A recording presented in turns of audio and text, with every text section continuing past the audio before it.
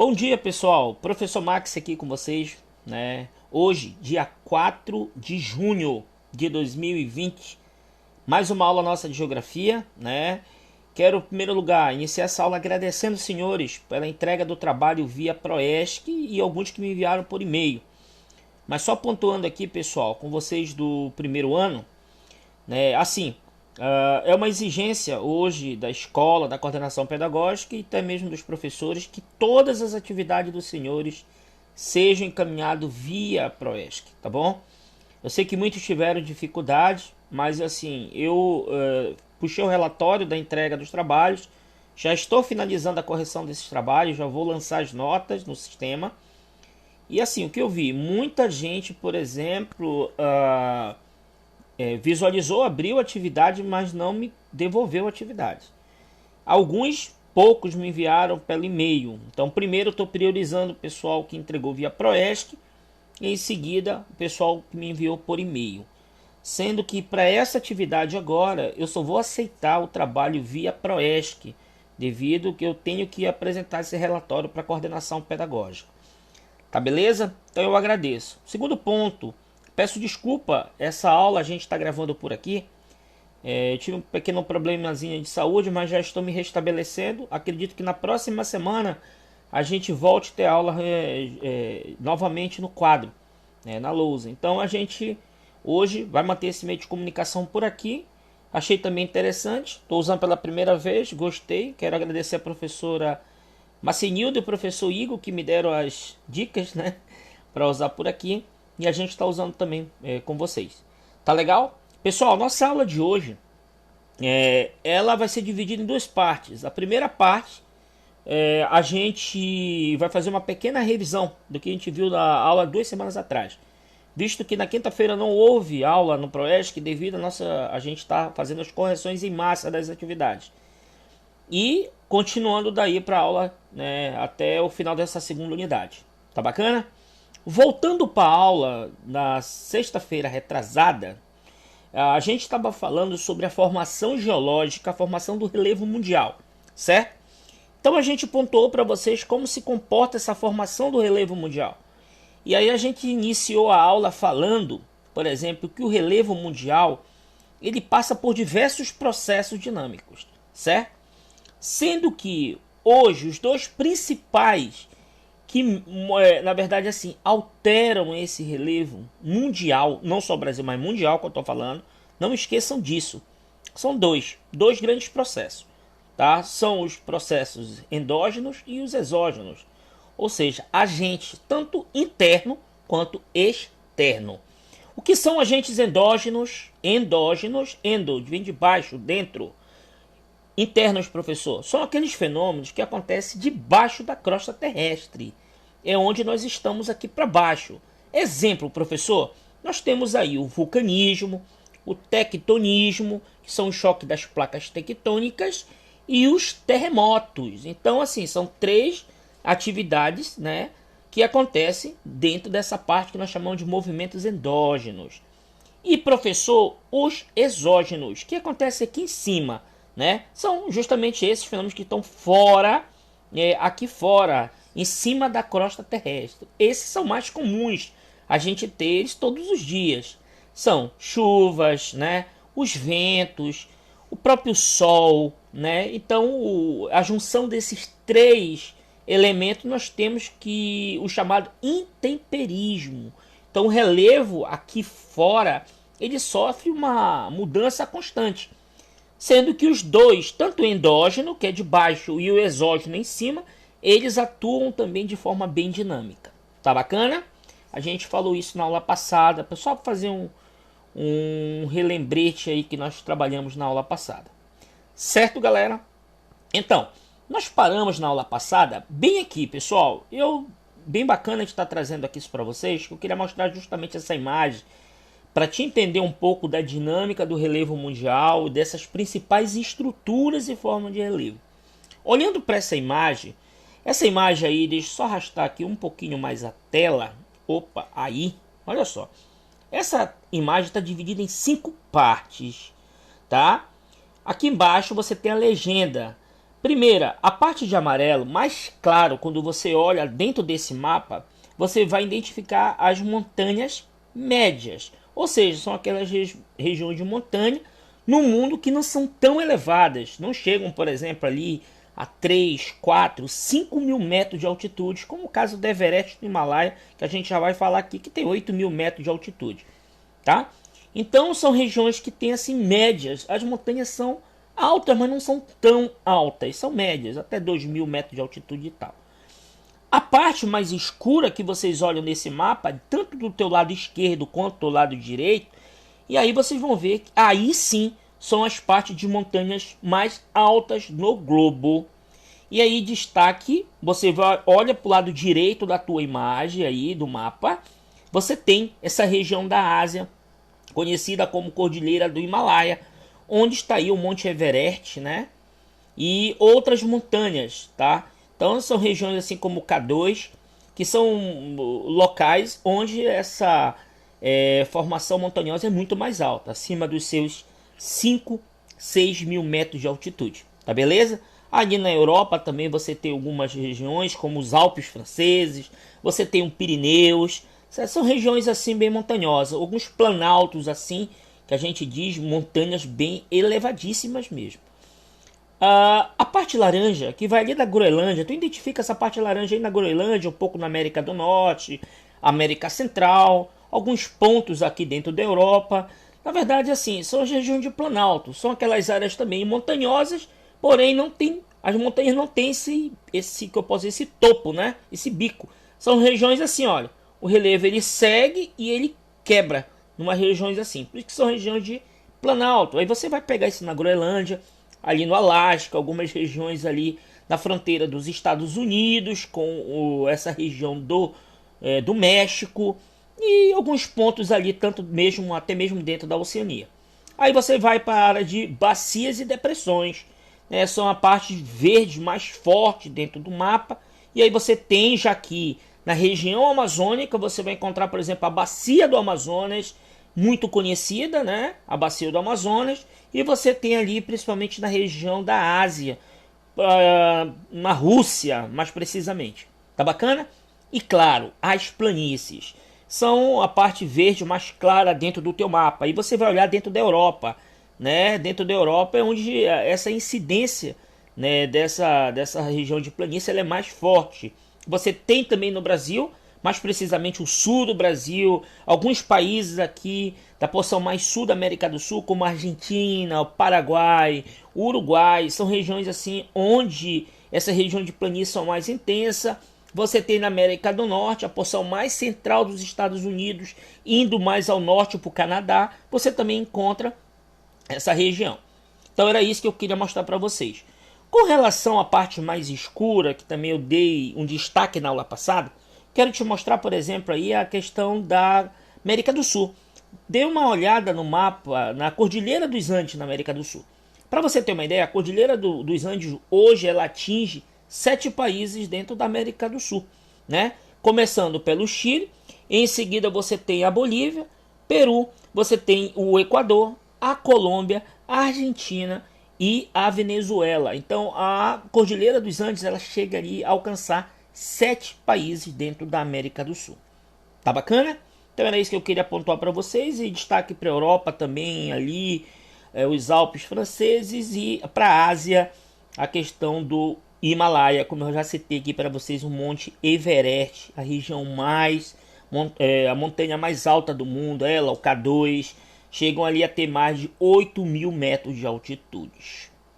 Certo, galerinha? Beleza? Continuando então nossa aula. Falando de relevo sul-americano, base geológica sul-americanas e brasileira, o que foi que nós destacamos aqui? O teu livro ele traz assim três pontos interessantes. Primeiro, ele avalia a questão leste-oeste, a parte central e oeste para o leste. Tá bacana? E ele cita aqui da região leste da costa sul-americana, né? Ou seja, a região brasileira do leste para dentro do território. Olha como ele cita aí. Situa-se planalto de origem geológica bastante antiga, pré-cambriana. Nós já tínhamos citado aqui. Não esqueçam, a América do Sul ela fazia parte da África. que é considerada a região central, ali lá na época da Grande Pangeia. E a gente já citou isso na aula. Então o solo brasileiro, ele é também considerado um solo muito antigo. Essa região brasileira, do litoral brasileiro, inclusive chega até o Amapá, é uma dos relevos mais antigos do mundo. E não esqueça, uma das características dos relevos mais antigos do planeta são minérios. Então por isso que nessa região da Amazônia, ali na região mesmo do Nordeste, Minas Gerais ali no Sudeste brasileiro, a presença de minerais preciosos estão sempre nessa região. É constante, tá? É constante, não é que seja único, exclusivo dessas regiões, mas é mais frequente você encontrar minerais preciosos nessas regiões de solo mais antigo. Quando ele cita a região central, aí como vocês olham naquela bolinha 2 ali, ele fala que esses planaltos já são mais baixos. Ou seja, do leste, quando você está entrando do leste para dentro do território brasileiro, ou seja, você vem do Nordeste brasileiro em direção a países da América do Sul, ele cita que esse relevo brasileiro ele tem uma elevação, mas já não é tão constante. Ou seja, predomina ali também baixos planaltos e planícies. Aí, quando ele vai para o item 3, que ele diz que quando a referência do planalto é do oeste, da tua esquerda para a tua direita, ele volta, ele diz assim: essa região é a mais elevada da América do Sul. Destaque para a Cordilheira dos Andes, que eu acabei de te citar, e eu vou tentar identificar aqui. Olha aqui, voltando a imagem, e ele está correto na leitura. Olha aí, destaque aqui, ó, para o Brasil. Quero destacar aqui para você. Só um minuto. Deixa eu ver se eu destaco aqui. Vou fazer aqui, vou só dar uma circuladazinha. Olha aqui, essa região aqui que vocês estão vendo aí na tela de vocês, tá? Então aí, essa região, se você olhar da direita para a esquerda, realmente o relevo ele vai assim. Ele começa numa região mais plana, são as planícies. Ele vai subindo. E aí quando chega ao oeste, como você vê aí na tela, é justamente o que o autor cita. É a parte mais montanhosa. Tá tranquilo? Alguma dúvida aí? Não? Beleza. Continuando. Pessoal, com relação ao relevo sul-americano, vocês têm duas imagens aí. Eu estou só reafirmando o que o autor falou. Olha da imagem do teu lado esquerdo. Nós temos aí regiões do Brasil, destaque para o Brasil, um país gigantesco. Não esqueçam, o quinto maior país em área territorial do mundo. O Brasil é um país de dimensões continentais. Você vê quase todo o mapa brasileiro, certo? Todo quase verde, né? Verde ali com traços amarelos. Ou seja, o relevo brasileiro, além de ser um relevo muito antigo, o relevo brasileiro também é formado por planaltos e planícies. O Brasil, assim, são muito raros os locais. E aí eu já destaco algumas regiões, principalmente ali em Roraima, né? Olha aqui, eu vou só riscar aqui para você, aqui, ó. Acho que você tá vendo aí, né? Só voltando aqui, né? Voltando. Opa, voltamos aqui. Então essa regiãozinha aqui, destaque, né? Com a porção, uma das porções mais elevadas, né? Inclusive aqui nessa região nós temos o Pico da Neblina, né? No Brasil, a região mais elevada do Brasil, com quase 3.000 metros de altitude. São 2.900 e alguma coisa. 2.994 metros de altitude, perdoe-me. Então é a região mais elevada do Brasil. E aí você tem, né, olhando para o mapa, todo lado esquerdo, você percebe a região amarelazinha, vai ficando mais escura. Aí você tem a região, por exemplo, da Cordilheira dos Andes. Então para cá, para a tua direita, já um mapa aí dividindo, né, os países. E aí você vai percebendo também uma imagem de satélite, né, da América do Sul. E aí você percebe que grande parte desse território está quase todo esverdeado. E realmente, olha aqui essa região, quero destacar aqui, ó, na tua tela, né? Aí o choque das placas tectônicas sul-americana e a placa Nazca no Chile, né? Onde está a região mais elevada da América do Sul. Perdoe-me. Ok? Passando para cá. Base geológica da América do Sul. Professor, o que são bases geológicas? São reservas. Reservas, né, de minerais. Né? E ele destaca aqui que desde durante o período colonial, portugueses, tanto espanhóis, e exploraram essa região tanto da América do Sul, né, tanto o Brasil como outros países da América do Sul. E assim, interessante isso, que essa exploração dessas bases geológicas é um contexto histórico, desde o descobrimento do Brasil, pessoal, né, desde o descobrimento do Brasil e desde a ocupação do Brasil, na verdade, em 1530. Então, tanto portugueses quanto espanhóis exploraram muito essas regiões. Portugueses exploraram demais o solo brasileiro, enquanto espanhóis se focaram em outras regiões, como Paraguai, o próprio Peru, Equador, né, Colômbia. Então, esses países foram muito explorados pela coroa portuguesa e encontraram diversos tipos de minerais por todo esse solo sul-americano. Então, o solo sul-americano, sem sombra de dúvida, ele é muito atrativo. E ele mostra aí, ele cita algumas regiões da América do Sul, destaque nessa produção mineral. Cita o Chile, por exemplo, uma região. O Peru, ele cita também aqui, dentro da América do Sul. O deserto do Atacama, todos nós sabemos, né, as jazidas de cobre no deserto do Atacama é coisa impressionante. Tá? No Brasil, ele destaca também alguns estados brasileiros, como o estado de Minas Gerais, e destaca, sem sombra de dúvida, o Pará, também com grandes reservas. O Amapá também, gente, está nessa rota de grande produção mineral. Está atividade inoperante atualmente, mas existe mineradoras atuando sim em partes do território amapaense. Tá bacana? Com relação a uma estrutura maior, que a gente chama de macroestrutura ou base geológica, nós temos aí, ó, o autor divide para nós aí cobertura sedimentar, correspondente ao território brasileiro, né? São essas partes de verde aí, as regiões. Os crátons, que eu já citei aqui, são as regiões mais antigas, né, com grande reserva de minério. Não esqueçam. Professor, onde estão as maiores reservas de minerais? Nas regiões, nos dobramentos antigos e nos crátons. Está aqui, ó, para vocês. O de laranja e o mais escuro. Então, essa parte alaranjada aí no mapa de vocês e essa parte mais escura são onde estão as maiores estruturas geológicas quando se fala produção mineral. Tá bacana? Não esqueçam disso numa prova. A região de Cráton e os dobramentos antigos são os locais onde estão as maiores reservas minerais do Brasil. Tá bom?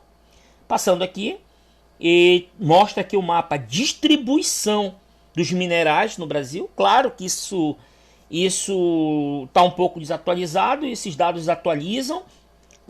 O Amapá não, por exemplo, aparece ali no Amapá 3, né, tipos de minerais. Claro que a gente sabe que é muito mais, né? Aparece ali, por exemplo, o ouro, aparece ali o manganês e a bauxita. A gente sabe que existe também a extração no Amapá do caulim e de outros minerais aqui, como prata, inclusive até diamante na região de Pedra Branca do Amapari, Serra do Navio, já houve aí, né, a extração desse produto. Aí você olhando aí para o Brasil, você percebe que quase todo o território nacional, pessoal, é muito rico na produção mineral. Enquanto alguns países do mundo, como o Japão, por exemplo, tem essa necessidade de minérios, o Brasil, muito pelo contrário, ele já se coloca no cenário mundial, meus amigos, como um dos países assim com o maior número de minerais, tá? Passando aqui a área, por exemplo, a área do projeto Carajás no Pará, como eu citei anteriormente. Hoje os dois estados com as maiores produções minerais do Brasil. Quais são, professor? O quadrilátero ferrífero em Minas Gerais e a Serra dos Carajás no Pará, né? São os maiores. Sendo que a Serra dos Carajás hoje é uma das regiões que mais possui, né, torna o Brasil, né, minérios assim, e é uma das áreas que mais tem abrangência, como ele cita aí, na produção mineral, tornando o Brasil assim, um país de grande exportador. Tá bacana? Com relação ao relevo sul-americano e sua influência, ele mostra um pouquinho aí da questão do Planalto da América do Sul, né, e a influência desse Planalto. Você percebe que existe a questão dos desníveis, conforme vai adentrando o território brasileiro, indo para outros países da América do Sul, ou seja, o Brasil do litoral para dentro, o relevo vai tendo uma alteração constante, como ele cita aqui. Inclusive, mostra o caso do próprio Amazonas, o rio Amazonas, que nasce no Peru, né, numa área de cordilheira, ou seja, queda d'água. Ele vem caindo, chegando aqui passando por estados como ali o Amazonas, o Pará e a foz aqui perto do Amapá, tá bom? Mudando aqui, ele cita também a planície do Rio Orinoco, sofre essa influência. Para quem não conhece, essa região do Orinoco, na Venezuela, é onde estão hoje, sem sombra, as maiores reservas de petróleo do mundo. Então, é um fator geológico. A Venezuela também faz parte desse grupo do seu solo, né, seu subsolo, dobramentos antigos, cráteros. Então, é uma região muito rica. E aí também ela é abrangida, né, e agraciada com a Cordilheira dos Andes. Tá tranquilo? Aqui, já entrando mais a parte da Bolívia, ele fala um pouquinho dessa gênese do território boliviano, que é visto por muitos como um território, inclusive, até muito pobre nessa questão quando se fala da geologia. Para você ter uma ideia, hoje a Bolívia, o principal minério da Bolívia, quando a gente fala, é o gás natural, que é uma fonte de energia, né? Na verdade, quando eu falo minério, não é um minério, na verdade é uma substância, né, que vem da uma fonte energética, né, não renovável, que é o petróleo. Então o gás natural, que é uma fonte não renovável, também é uma fonte de energia, né, do solo boliviano. E ele cita aí a própria hidrelétrica de Itaipu, né, onde essa região aí do Paraná também tem o relevo mais elevado, com, por exemplo, o Rio Paraná, onde tem a usina de Itaipu, como ele mostra aqui nessa imagem, né? Você vai perceber que é um rio, por exemplo, um rio de Planalto, né? Com quedas d'água, e só aí nessa região tem dezenas de hidrelétricas com grande importância, inclusive, para o Brasil, certo? Aqui, mostrando um pouquinho mais, ele está pontuando aí o autor, né, para você ter uma ideia, as questões das planícies. Hoje um dos maiores problemas das planícies, tanto no Brasil quanto em qualquer país do mundo, são as questões das inundações, porque as planícies estão do nível do rio, nível do mar. E quando chove muito, o que acontece? Essas planícies são inundadas. Então é que a imagem está mostrando aqui, olha, essa imagem aqui ela mostra isso, né? Por exemplo, cheia no Rio Madeira, essa região foi quase toda inundada. Então, hoje, um dos grandes problemas dessas áreas de planície justamente é essa, são as inundações constantes. Tá bacana? Com relação ao relevo brasileiro, ele cita um pouco aí da geologia desse relevo brasileiro, né? Ele cita aí alguns autores que descrevem isso. O primeiro autor, por exemplo, a descrever essa questão do relevo nacional, deixa eu ver se eu pegar uma imagem aqui, tá aqui. Haroldo de Azevedo, né, pessoal? Haroldo de Azevedo é o primeiro grande escritor dessa área da geomorfologia, que é a ciência que estuda essa questão do relevo. Haroldo de Azevedo escreveu os primeiros ensaios para classificação do relevo brasileiro em 1940, para você ter uma ideia. Então, se eu te perguntar numa prova, com relação aos autores hoje que classificam o relevo brasileiro, são 3 autores, tá? Primeiro, Haroldo de Azevedo, ele é o primeiro, em 1940. E qual é a diferença do Haroldo de Azevedo?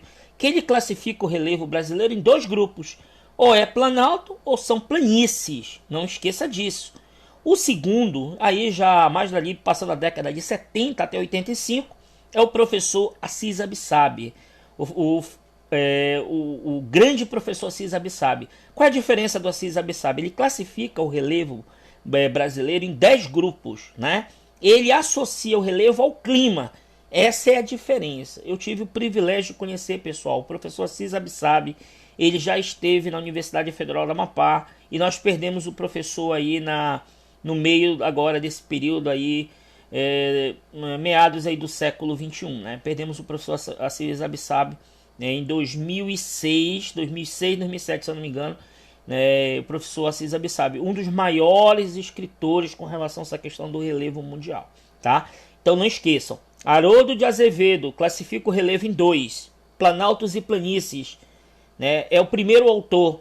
Depois vem Assis Abissab, classifica o relevo em 10 grupos. Qual é a diferença? E que ele compara o relevo com o clima. Então ele divide o relevo nacional conforme o clima. Tá? E o terceiro tá aqui, pessoal, Jurandir Royce, tá? O Jurandir Royce, foi aluno do professor Assis Abissab. Ele classifica o relevo brasileiro em 3 grupos: planícies, como eu mostro para vocês aí, planaltos e depressões, tá? Essa é a classificação mais atual do relevo brasileiro, tá? Então muito cuidado, 3 autores diferentes aí e um desses 3 vai cair na prova de vocês, eu garanto, tá bom? E aqui eu falo um pouquinho do conceito de planalto, que a gente já citou, né, que são essas regiões, forma de relevo, onde tem ali o seu topo, né, cortadinho, né, mais plana. A gente também fala de planície, que são as regiões, as bacias, né, mais niveladas, mais próximo do mar. A gente já citou isso. E as depressões, que a gente fala que são, na verdade, assim, as regiões inclinadas por subsequente, né? As regiões de depressões são aquelas que existe várias ali, uma próximo da outra, né, subsequente, tá bom? Deixa eu ver aqui. Voltando um pouquinho, voltando só um minutinho. Tá. E aqui eu mostro um pouquinho dessa dinâmica do relevo brasileiro, que a gente já citou, né? A gente já falou aqui, né, do relevo brasileiro, como se comporta. Regiões vulcânicas no Brasil, para quem não acha, que a gente sabe que a região vulcânica tão associada a essa questão da formação do relevo mais antigas e algumas até mais novas com relação à questão do solo, né? O solo está muito associado o assoalho, a atividade vulcânica, mas no Brasil também nós já tivemos atividade vulcânica. Está aqui, ó, algumas regiões aqui na Amazônia, nós já tivemos, desculpa, deixa eu voltar aqui, por favor, só passar um pouquinho. Aqui no Nordeste brasileiro, né? Nós tivemos aqui, ó, e aqui nessa porção aqui ao centro-oeste para a região sul do Brasil. Quase finalizando a aula, a gente fala um pouquinho aqui sobre o Brasil e as placas sul-americanas. Nós temos aqui a divisão das placas, né? Como a gente já citou anteriormente, olha a placa sul-americana brasileira. Ela mantém contato com a placa africana e a placa Nazca também, e ao norte com a placa norte-americana. Então a nossa placa sul-americana é uma placa até de um conforto bom. Porém, nós já tivemos algumas atividades sísmicas no Brasil. Não esqueçam disso. E eu destaco aqui no lado direito desse mapa, tá? Ó, por exemplo, aqui hoje a área, né, que teve o maior terremoto do Brasil. Quando fala terremoto, a gente está associado ao epicentro. Né? Nós tivemos aí o estado do Mato Grosso, né, que nós tivemos aí em 1995. Né, um pequeno terremoto de 6,2 nessa região, na escala Richter, como o texto destaca aí para vocês. Tá bacana? Então, pessoal, quero agradecer aqui. Eu espero que vocês tenham gostado da aula. 28 minutos de aula. Então, assim, a gente se encontra na próxima semana, ok? Valeu!